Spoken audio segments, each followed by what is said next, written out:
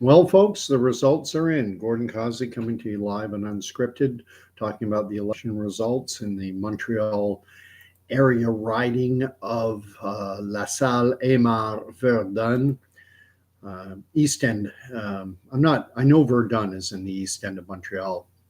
I'm not that familiar with the city of Montreal, aside from saying that I know Verdun is East End. But this was a liberal stronghold, and the results are in on this Monday, now Tuesday, the 17th of September 2024, and that seat has been captured by the Bloc Quebecois. I'm going to share my screen. I have the election night results straight from Elections Canada. So let me do the share screen thingy.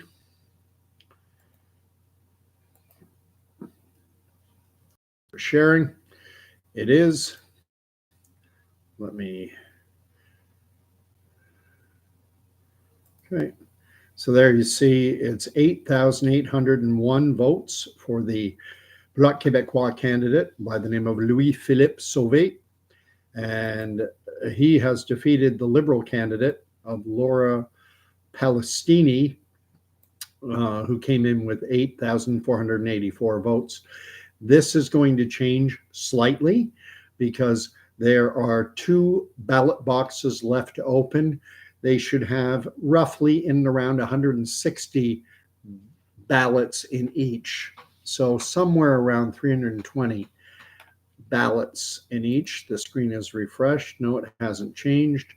I'll scroll down so you can see.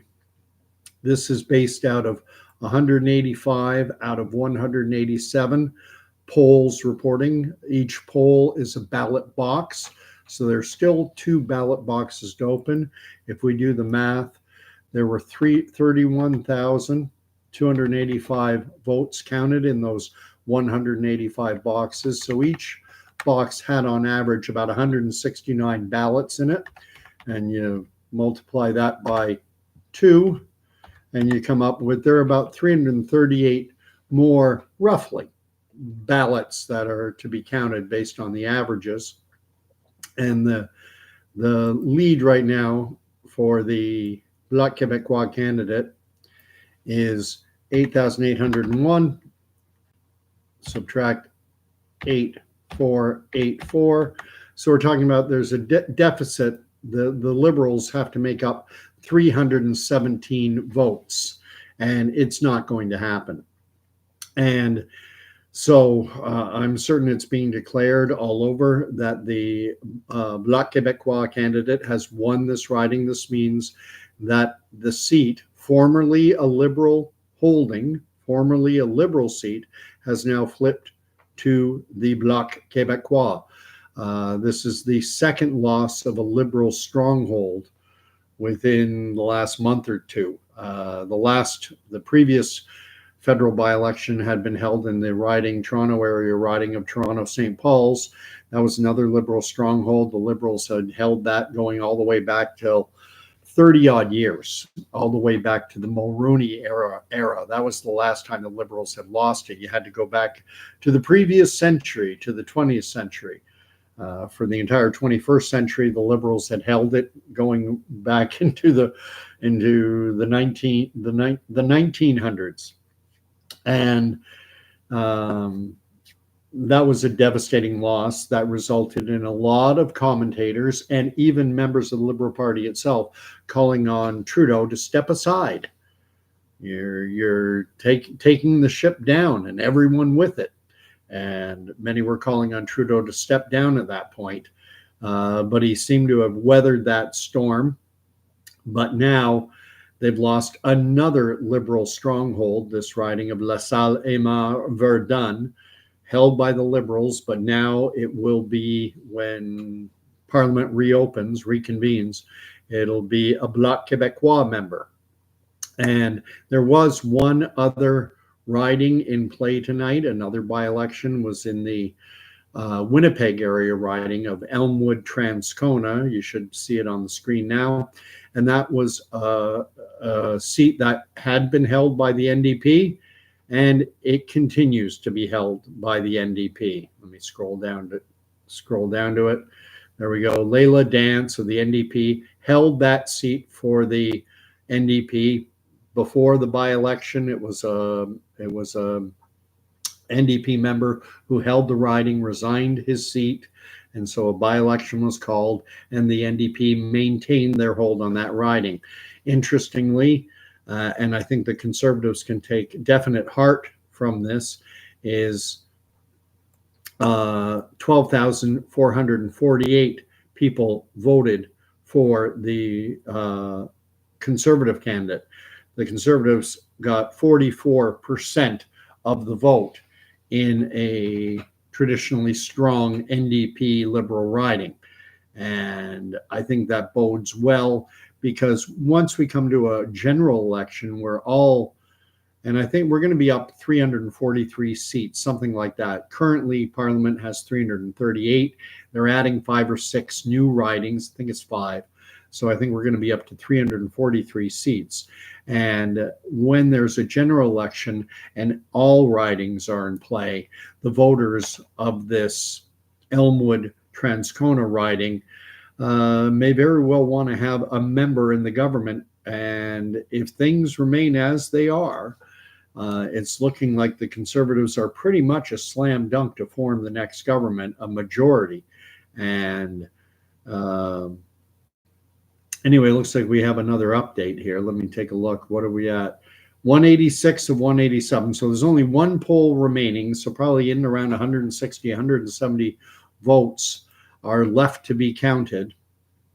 And it's 8,837 and 8,552 for the Liberals. So there's a 285 vote margin for the Bloc Québecois. And, well, 160, maybe 170 ballots to be counted. You can't make up a deficit of 285 when there are only 160, 70 votes left to count. And some might be wondering, and legitimately so, is there the potential for a recount? And not automatically. The margin of victory has to be less, or within 1/1000th of 1%, not 1/10 of a percent, but 1,000th of a percent. And that generates an automatic recount, an automatic judicial recount. However, as things stand, and if these results stay roughly the same, we're 28.1 to 27.2, that's a 0.9% difference. So let's see, has that last ballot box been counted yet? Looks like it might have been. Let me check. No, still one more ballot box to count. And the Liberals have lost another, Trudeau's Liberals have lost another Liberal stronghold, this time to the Bloc Québecois. The Conservatives did, the NDP polled well, certainly within spitting distance of winning the riding and taking it from the Liberals. They were at 8,238, 26.2. The Conservatives were a distant fourth with only 11.5% of the vote. And that was followed by the Green Party, 1.8, an independent, Tina Zhu, which sounds Chinese by my rendering, but what do I know? 0.6. And then the People's Party of Canada, just 0.5%. And a party I'd never heard of before, the CFP, and they got 0.3. And on this ballot, there were 90 some odd candidates. And the reason why, and that's why it's taken so long, it's almost 2:30 in the morning before the results are known. And that's because they have to go through a ballot that has 90 odd names on it. And the reason the ballot has 90 some odd names is because Trudeau he made a promise after winning the 2015 election that Canadians would never again have to vote in a first past the post type of electoral system, that we would get some form of either a ranked ballot or proportional representation. But first past the post was over.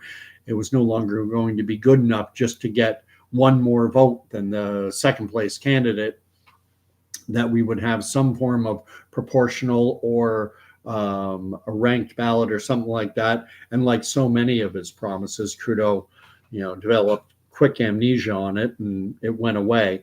And so to protest that, there's an organization in Canada that has been nominating candidates in federal by-elections and filling the ballot and making it, I think this was a folded ballot. I think you had 45 names on one side, 45 names on the other.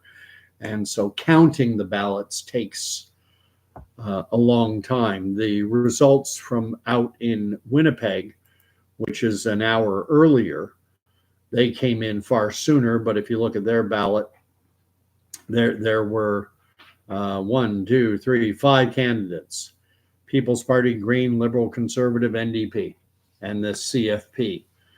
And that was it.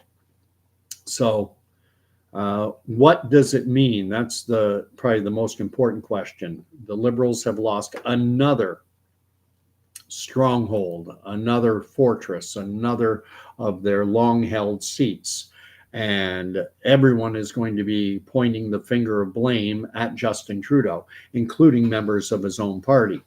There are individuals right now sitting in Justin Trudeau's caucus who realize that come the next election, a lot of them are going to be out of work. They're no longer going to be making their, I don't know what a parliamentarian salary is anymore, 185, 200,000. Probably when you put it all together, wages, benefits, perks, we're talking $250,000. They live high on the hog, and it's an attractive job. And a lot of them realize that they're not going to have this job anymore, not with Justin Trudeau leading the party. And I think conservative-minded voters should take pause, because while we'll be happily celebrating the fact that Trudeau has lost yet another, what was supposed to be a Liberal stronghold, yay, that's thrilling. But the cautionary tale is that sitting in the wings as an advisor to the Liberal Party right now is one Mark Carney, who used to be the governor of the Bank of Canada.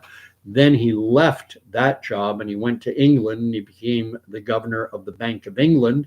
Then he left that job and he was working as an advisor to the UN. I believe he was advising the International Monetary Fund. And now he is back in Canada and working as an advisor to Trudeau's Liberal Party. And this is where things get problematic. If you're Pierre Poilievre and the Conservative Party, you would much rather be running, going into an election with Justin Trudeau leading the Liberal Party, as opposed to Mark Carney. It's that old adage of better the devil you know than the devil you don't know. And Mark Carney, having been governor of the Bank of Canada, governor of the Bank of England, a lot of Canadians don't pay that close attention. They don't pay hyper close attention. 75% roughly of Canadians are fed up with Trudeau and won't vote Liberal in any case under Trudeau's leadership. But some, if they switch, if they change from Trudeau to Mark Carney, it's conceivable, in my mind, that some Canadians will say, well, Mark Carney, former governor of the Bank of Canada, then he was recruited to be the governor of the Bank of England, one of the world's major economies. I don't know where Great Britain ranks when it comes to the world's largest economies, but it's higher than Canada's. And so we're about 7th or 8th in the world. Just checking to see if that still waiting on that one last poll. As I say, it'll be 160, 170 ballots in that based on the averages. And the Liberal would have to make up 285 votes to vote pass. So how are you going to get 285 votes when a ballot box on average in this election has only had 160 to 170 ballots in it? You can't do it. even if you get even if it's a ballot box with 170 votes and they're all Liberal, the Liberal still loses. So Laura Palestini has failed in her attempt to win this seat and maintain it as a Liberal holding. And it has fallen to Louis-Philippe Sauvé of the Bloc Québecois. And it might be a hollow victory for those who wanted to see Trudeau lose this riding, because we're going to have a federal election in any case by October of 2025. We have a fixed election law in this country. For every 4 years, we have to have an election. The last one was in the fall of 2021. So fall 2025, everything I've read says that the election has to be held by a certain date in October. And we could be going to the polls even sooner than that. If Trudeau steps down, if he resigns, then the Liberal Party would appoint an interim leader. It might be Chrystia Freeland, Mark Holland. I don't know who it would be. Those are two prominent names that I think are possibilities. Typically speaking, though, the person who takes on the role of interim leader, they don't run for the leadership itself. But it looks like Mark Carney is something of the heir apparent. He's waiting in the wings, and all that needs to happen is for Trudeau to step down. And I think around the caucus table, there are going to be a lot of Liberals who will realize that their chances of getting reelected are far greater with Mark Carney running the ship than with Trudeau sending them over Niagara Falls. And he's going to, I'm trying to take as close to a non-partisan look at this as I can. Je vais mentionner, évidemment, la circonscription de LaSalle, Émard, Verdun, dans le banlieue de Montréal. Évidemment, ça c'est une région française, québécois. Et si vous regardez mon live et vous voulez, faites des commentaires dans le live chat, allez-y, je vais le lire. Mais sinon, je vais rester dans ma langue maternelle, anglais. All I was just saying was that if anyone is watching my live stream from the Montreal area and is more comfortable in French, obviously that's a French area, Quebecois, they can leave their comments, le commentaire, in the live chat. I don't know how to say live chat in French, but there's a lot of anglicisms in French. They call it Mon Live. I know that because I do consume a fair bit of content. So we're still at 186 and 187. It would be nice to get the absolute final result. There's just one ballot box left to count. And what the issue is, you go into a school, a community center, a church basement, wherever the vote is being held, and you'll have a number of ballot boxes there. There'll be 10 to 15 ballot boxes in any one voting station. And so what is it about this one box that is causing problems? Can't they open it? There's only 160, 170, maybe 180.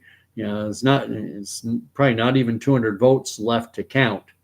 And yes, there are 91, I think it's 91 names on the ballot, but still shouldn't take this long. They've counted 186 out of 187 ballot boxes. So come on, guys, get on the stick, get that last vote counted. What this does to Parliament, the Parliament as it's currently constituted, it does absolutely nothing. Even though the Trudeau-led Liberals have one less seat than they had prior to the by-election, it doesn't change the dynamics of Parliament. The Liberals still have the most seats. However, they are a minority, meaning that if they want to pass legislation or survive a no confidence vote, their votes by Liberal Party members are not enough. They need the support of either the NDP or the Bloc Quebecois. Every time the result, the screen refreshes every 90 seconds, every minute and a half. Still 186 out of 187. We'll go through the numbers really quick if anyone cares. So there have been 31,488 ballots cast in those 186 ballot boxes, each one representing a poll. So that's 169 ballots on average in each ballot box. So if the averages play out, this last box has somewhere around 170 ballots in it. That's what we're waiting on for the final results. And given that the Bloc Quebecois candidate, this Louis-Philippe Sauvé, given that he's got a 0.9% lead on the Liberal candidate, Laura Palestini, that means that there will be there's no mandatory recount. If the Liberal candidate, if her team determines if they think there has been irregularities, fraud, or anything like that, they can request a judicial recount. They can make that request, but it has to be based on credible evidence. They have to have credible evidence of some form of irregularity or something. It's annoying the way this thing refreshes, because then it changes the screen. 186 out of 187, and still 186 out of 187. I'm going to stop sharing my screen right now. I'll let you know if that final ballot comes in, but I do have the live chat on. If anyone wants to comment, en anglais ou en français, n'importe les deux. Nothing else, though. That's all I speak, English and French. You're welcome to put your comments up. What do you think? Is it a devastating blow to the Trudeau Liberals? I think that is, I think this is devastating to Justin Trudeau's leadership. And I think it is highly likely this was a stronghold, as much of a stronghold as Toronto St. Paul's, that they lost to the Conservatives. Here they lost it to the Bloc Quebecois. What I know of Montreal, I don't know a lot, but I do know that Verdun is in the East End.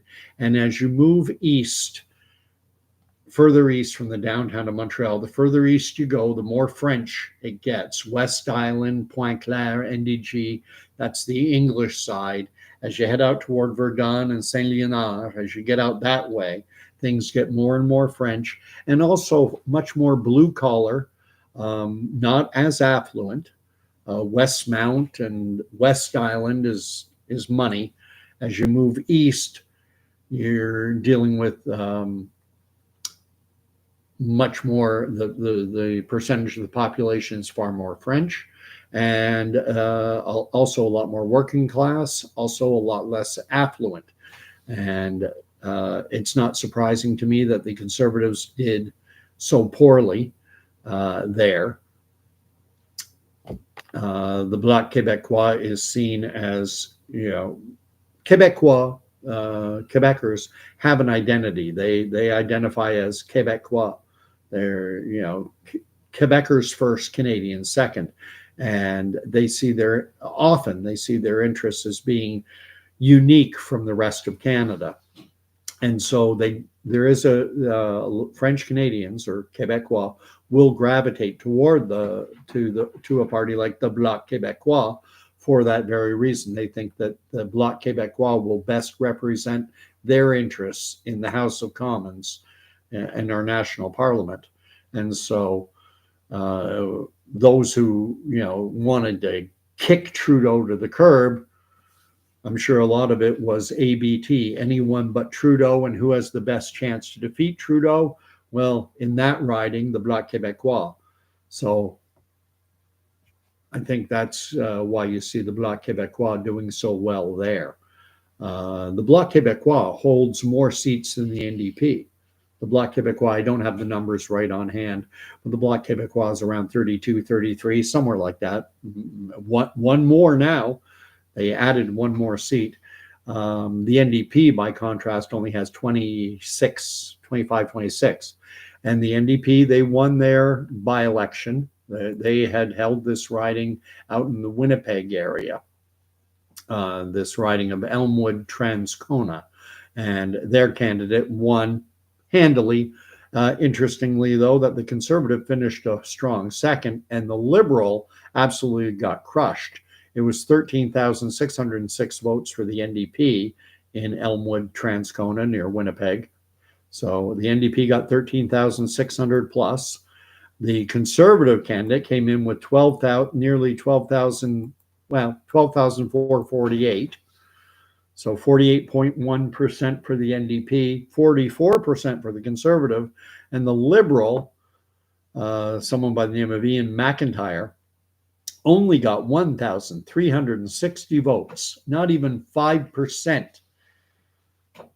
And that tells you a lot about Trudeau's fortunes. And I think there's a very strong possibility. I'm not going to make a prediction, but I think there is the strong possibility of what they would refer to as a caucus revolt. Trudeau will sit down with his caucus. That's the sitting members of the Liberal Party, the MPs who are members of the Liberal Party. He'll be sitting down with his caucus, and there's going to be some very unhappy people there. And they could make Trudeau's life incredibly difficult, and conceivably they could force him to resign. Conceivably. There is not, if Trudeau wants to be an obstinate, idiotic jerk, if his caucus says, get out, we don't want you anymore, they don't actually have a mechanism within the Constitution of the Liberal Party of Canada to remove Trudeau. They need him to resign. They can pressure him. They can go to the press. They can say Trudeau's dragging the party down, and they can try and make his life miserable. But ultimately, it is that narcissistic jerk's own, it's his choice. Because, as I say, there's no mechanism within the Constitution of the Liberal Party of Canada that could force him out. The only way, both the Liberals and the Conservatives, and I believe also the NDP, after an election is held, if the Liberals fail to form the government, minority or majority, if they lose, if they're second, third, fourth place, if they do not form the government, then a leadership review is automatic. And every card-carrying member of the Liberal Party then votes yes or no. Do they support the current leader or not? And typically speaking, a leader needs to get in and around 70% of the vote to maintain their hold on the leadership. Technically, they only need 50% plus one of the party members endorse the leader's continued leadership, then that leader technically can stay. But typically speaking, if they're certainly less than 66, if they're less than 2/3, then it's pretty much accepted as practice that the leader at that point will call for a leadership convention and may run again for the leadership. That happened famously with Joe Clark. Joe Clark won the election in 1979, was prime minister for a few months, then his government was defeated, and in 1980 there was another election with Clark as the leader, and in that subsequent election he lost, and the Pierre Trudeau Liberals won a majority, and there was a leadership review on Joe Clark, and he got about 66% of the vote. 66% of card-carrying Conservatives endorsed his leadership of the party. So he didn't have to call a leadership convention. He was kind of in the gray area. He was right on the bubble. And interestingly, the president of the party at that time was Brian Mulroney. And it's widely reported that Brian Mulroney advised Joe Clark to call leadership convention and solidify your leadership of the party. You know, you still have almost a third of the party, roughly a third of the party who's not behind you. You want to, solidify your hold on the leadership. And Clark did. And then what happened is Brian Mulroney ran against him. And I think Brian Mulroney had his eyes on the leadership the whole time. I think personally, my own opinion, I think Joe Clark was the best prime minister Canada never really had. I think he would have made an amazing prime minister, but Canadians were short-sighted. We want immediate gratification. And that's part of the reason why Trudeau is on the outs, because under his leadership, he's just but it hasn't been slow. It's been it has not been just a sudden drop off. This has been a steady, slow decline. When Trudeau took over from Harper's Conservative government, Harper had been prime minister for almost 10 years. We had a balanced budget, the economy was strong, and now look what's happened since. And the COVID era and Trudeau's blatant lies to Canadians about all things COVID. I never forced anyone to take the vaccine. Bull, you know what? You tell someone that they have to choose between putting a roof over their heads, putting clothes on their kids' backs, putting food on the table, or take the jab, or you can't do any of those things. No jab, no job. That is force. That is force of the worst kind. And it is heinous that Justin Trudeau tries to say, my government never forced anyone to take the vaccine. Pardon me for swearing. I don't like profanity typically, but language is somewhat like the colors on an artist's board as they're painting. And so you want to pick the right color, you want to pick the right word, and the best word to describe Trudeau saying that no one was forced: bullshit. He forced Canadians, federal government employees, to choose between their livelihood and taking a vaccine that his own government, Anthony Housefeather, parliamentary secretary under Trudeau's Liberals, admitted during a parliamentary committee hearing that the reason that MPs could not see the contracts that the government of Canada signed with Pfizer, Moderna, AstraZeneca, and all the rest, the reason Canadians or even members of parliament want to see the contracts. Well, they were only allowed to see them if they would sign an NDA, a non-disclosure agreement, meaning that after they read it, they could not disclose, they could not tell anyone what they had seen. And Anthony Housefeather, again, parliamentary secretary to the Trudeau Liberals, in a committee hearing, said the reason was because the pharmaceutical companies had created these vaccines under conditions that had never happened before. They were at extreme risk because they had rushed them through development and hadn't done the testing that would normally be done. You can go onto ourcommons.ca, you can look up the transcript. If you go on, I have a copy of it available in one of my videos. Most of my videos are live, like this one, live chat on. You can type away if you want, en anglais ou en français. You can find it. It's in not the live, but the video portion. And I share it live. And you can read exactly what, from our own Government of Canada transcription service, exactly what Anthony Housefeather, member of parliament for a Montreal area riding, exactly what he said to this committee who were asking, why can't we see the contracts that our government signed with Pfizer, with Moderna, with AstraZeneca, Novavax, and all the rest? Why can't we see them? Well, because the pharmaceutical industry put that as a condition, because they were at extreme risk.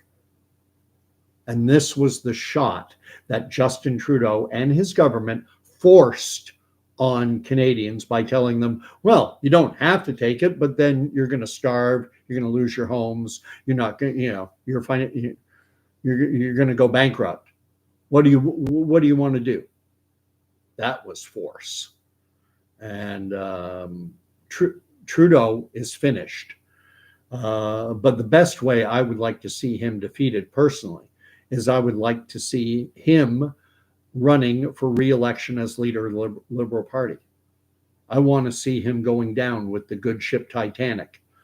I want him going down to the bottom of the Atlantic. I don't want him jumping ship and getting into a lifeboat and sailing off and taking his WEF, World Economic Forum money and living, I want to see Canadians given the opportunity to absolutely destroy the Liberal Party and send them into third or fourth party status, which is what will happen if he leads the party. My fear is that this election result that just happened in the this Montreal Liberal stronghold riding, east end of Montreal, all I can remember to say is Verdun. Can't remember. LaSalle, Émard, Verdun. Let's see if the final results are in yet. I think they are. I think we may, 187 out of 87. So I'll share my screen so you can see the final results. And again, this is straight from Elections Canada. Let's see if it's sharing. No, I got the wrong tab up. Sorry. My bad. Apologize. Let's see, I got lots of people watching, 20 plus. Fill up that live chat. And it's okay. If you're a liberal, that's fine. I am something of a free speech absolutist, and I do not care if I don't like preaching to the choir. I'll state my bias right up front. I am decidedly a center-right voter. In 2000, Danielle is here. Trudeau out now. I think that's a common sentiment with at least 3/4 of the population of Canada.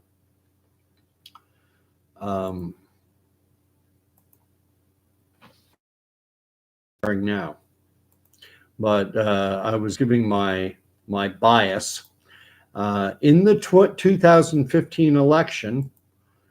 I did, in fact, vote for Trudeau's Liberals. So I voted for, I'm trying to remember the woman's name. Sadly, she has since passed on. And I can't remember her name, the name of the candidate in this specific riding. Kim Elliott, something like that. I voted for the Liberal candidate in my riding in that 2015 election. In the subsequent 2019 election, I voted for the People's Party of Canada. So you talk about a 180-degree turn. I went from Liberal to pretty much as far right as you can go in most people's eyes. So let's see. What are we at? 8,884 to 8,636. So 8884 minus 8636. The margin was 248 votes, 0.8%. So 248 vote differential between the Bloc Québecois candidate and the Liberal is not enough to trigger an automatic judicial recall. The only way there could be a recall, or rather a recount, would be if the Liberal candidate requested one, and then she and her team would have to show evidence of tangible, verifiable evidence that there was reasonable cause to do a recount. There were a number of contested ballots. A polling station in her neighborhood was late opening, and it resulted in people not being. There would have to be some rationale for it.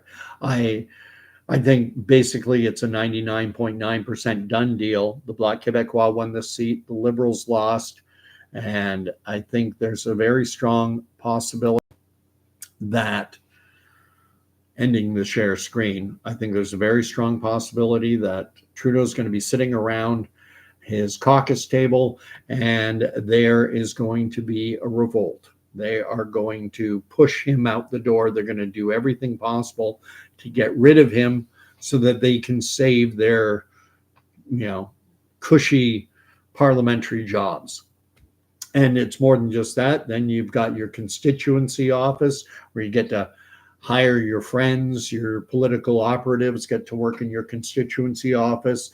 You have a parliamentary secretary. You know, it's your little industry under yourself when you're a member of parliament. And it's not going to be pretty for Trudeau sitting around that caucus table. Again, could he get his back up and say, I'm not going anywhere. I ain't leaving. What's that? Wolf of Wall Street with Leonardo DiCaprio. I ain't leaving. He could do that. And in a fashion, I think that would be the best possible outcome. I do not want to see Mark Carney assuming the leadership of the Liberal Party. And I think that's a slam dunk. I think if Trudeau leaves, I think Mark Carney, that was the whole reason for Mark Carney coming back to Canada, leaving his cushy job with the UN. He's he's plan B, and plan A right now, Trudeau, it looks more like plan Z. Trudeau, someone will twist his arm and he'll do what that Jacinda, whatever her name is, down in New Zealand did, and get out of Dodge and go be a corporate consultant. The WEF, Trudeau's one of their young leader proteges, and he echoed, while in September of 2020, while Canadians were being scared to death by our government over a viral pathogen, and you weren't allowed. Remember March, April, you weren't allowed to go outside. Kid playing basketball in Ottawa on his own got fined like hundreds of dollars for shooting hoops outside alone, and he got fined hundreds of dollars. And then shortly thereafter, all the BLM protests broke out, and all of a sudden thousands of people could gather in close proximity outside, and Trudeau joined in. And this is the guy. Trudeau was just carrying out his marching orders. And his marching orders come from the WEF. And in September of 2020, he gave a speech to the UN. And he invoked exactly the verbiage of the World Economic Forum and Klaus Schwab and Yuval Noah Harari and these globalist demons. And that's my genuine opinion. It's demonic what the WEF has planned for humanity, you and me. And he said, this pandemic presents us with an opportunity for a reset. He used that word specifically and on purpose to tip his hat to his globalist masters to say, I'm on side and I'm pushing the narrative. We need a reset. And if you're not familiar with the Great Reset, you better start paying attention. I have Stanley Paul Delorme. Trudeau doesn't work for Canada or her beautiful people. He is puppet for Klaus Schwab and the UN agenda. Absolutely, amen, 100%. Si vous êtes français, Stanley, avec un nom de même, et vous voulez l'écrire en français, if you want to write that in French, allez-y. If you're not French, ignore everything I just said. Paul Delorme is very much a French name. And I suspect I might be getting some Montrealais watching. I am bilingual, but my English is definitely my first language, ma langue maternelle. Anyway, man, oh man. So what Stanley said, Trudeau doesn't work for Canada or for the citizens of this country, and he does not. The thing is, neither does Mark Carney. That's my opinion. I believe Mark Carney is every bit as beholden to the same powers that Justin Trudeau is. The only difference is I think Mark Carney has the capacity to, he's a lot smoother, he's better educated. Trudeau's IQ can't be much over 100. He's not particularly bright. He is able to memorize stuff well. He's a good B class actor. It's not A class. He's all right in terms of his ability to, you know,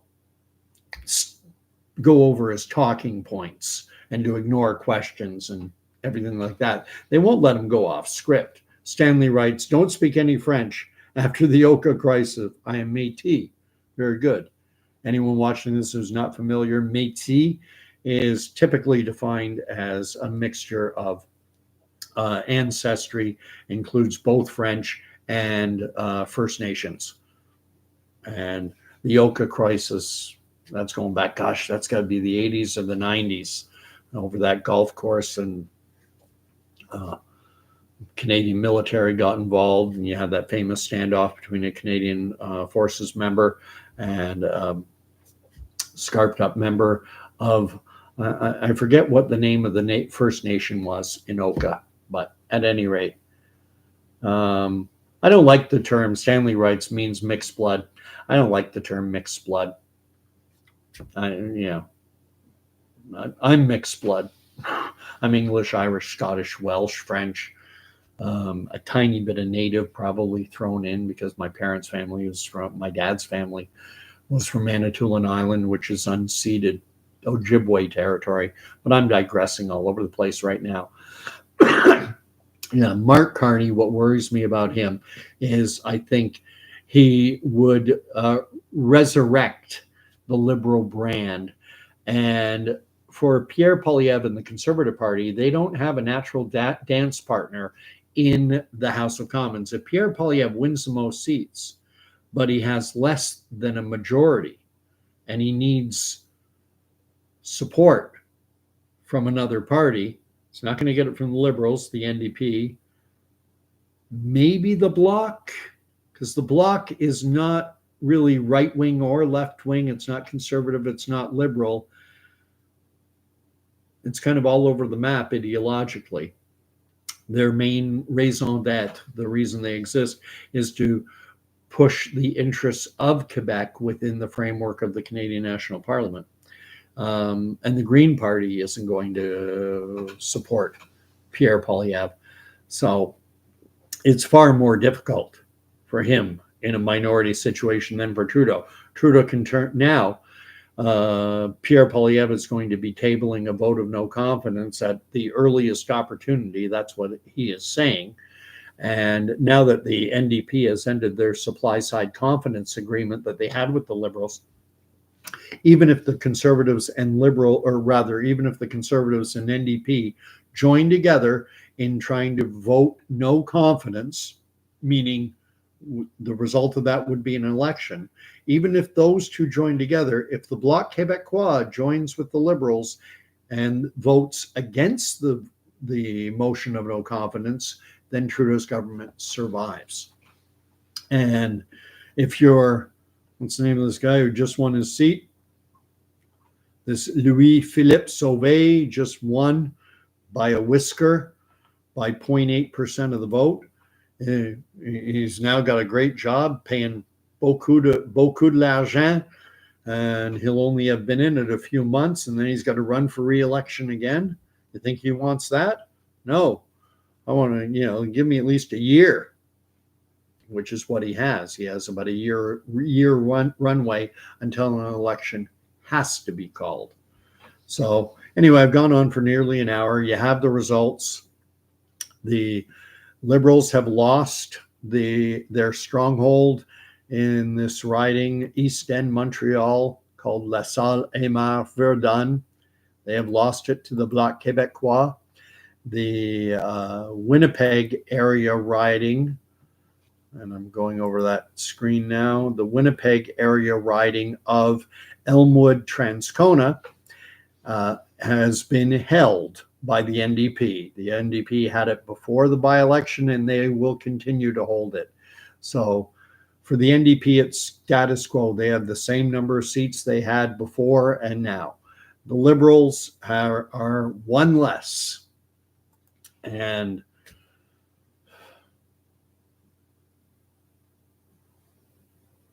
Daniel Delorme is writing, spring election after Jagmeet Singh, gets his pension in February.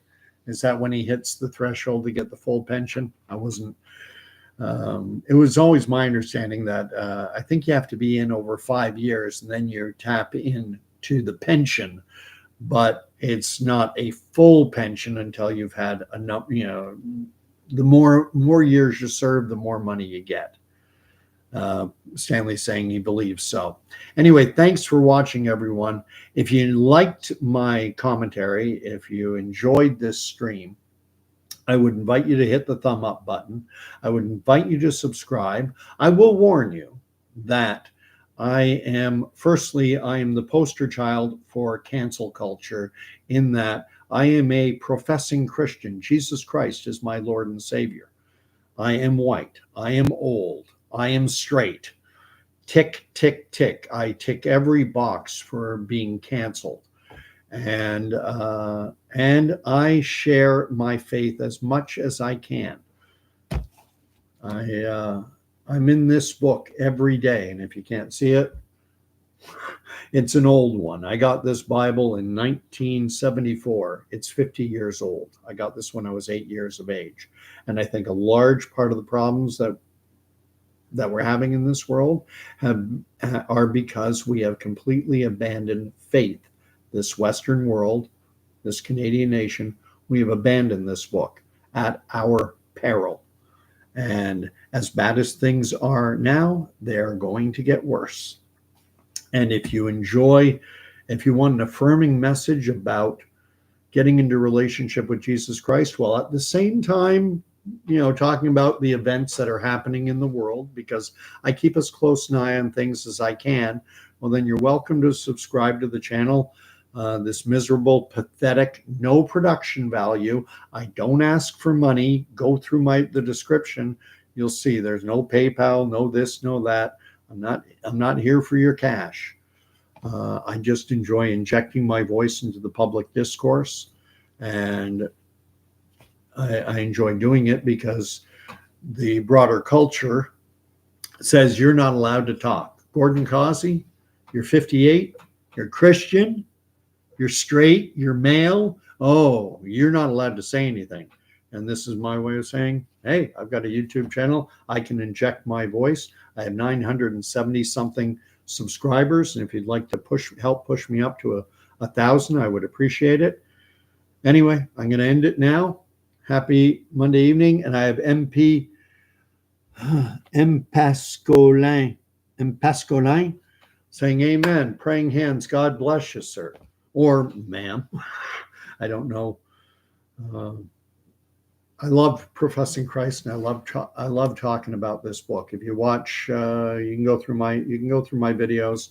I have a tab called TATB, talking about the Bible, and so I know that this video will probably get quite a few looks just because it's about the election. I don't think a lot of people are talking about it, but anyway, everyone who chimed in, thank you so much. Fill the comment field down below. If you think I'm crazy, if you think my views count for nothing, if you think Justin Trudeau is the greatest thing since, the greatest prime minister since Sir John A. or Laurier or Mackenzie King, hey, throw it out there. A little bit about me, just by way of an introduction. Again, 58, Canadian born, spent 10 years, though, growing up in the United States. I grew up in New York, New Jersey, and Oregon up until I was about 12. Then moved back to Canada permanently, but again, Canadian born. I was born in 1966 in Welland County near Niagara Falls, a little town called Port Colborne. I just left the Canadian military in June of 2021. Stanley